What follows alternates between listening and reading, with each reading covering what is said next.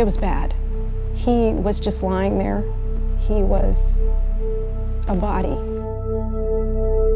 They told me that he only had a 1% chance of living, and that everything that was done, but that he was not survivable.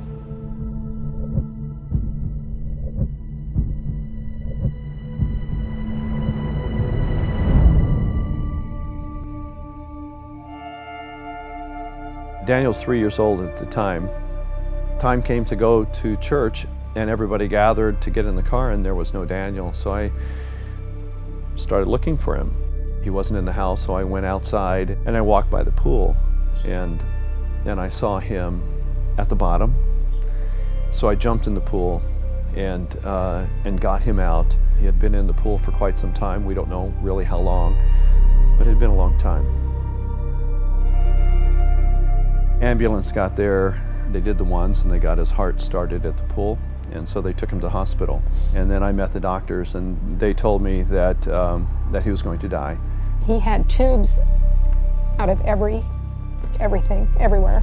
And they asked me if I wanted to hold him, and of course, you know. I said, you know, if this is all I get, if he never wakes up, if he never recognizes me, if he never says, Mom, I said, I will have to be okay with this. I will have to live with this. This is what it is.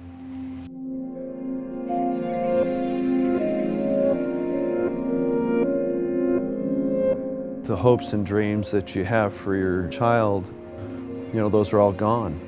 Daniel was unresponsive. He had no voluntary movement for a long time, years.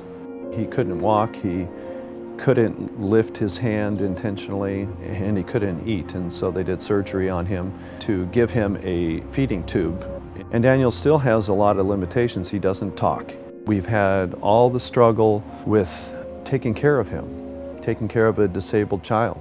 It took him years, but he eventually learned how to stand and then take a step. It took years for him to learn how to eat. Daniel has proven to us that his disability is really a springboard to a really incredible life.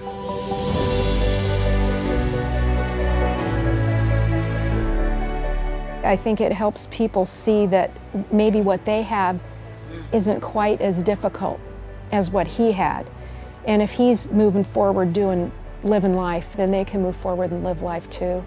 He wants to encourage other people. That's his mission in life. He has gone through periods of life where he says, why me? Why did this happen to me? And he says that with pain. Because he has overcome, he has a message that wherever we are, or whatever we've been gifted with, that's who we are. How then do we find the joy and the victory in who we are to become all that we can in a human sense? And Daniel's the leader.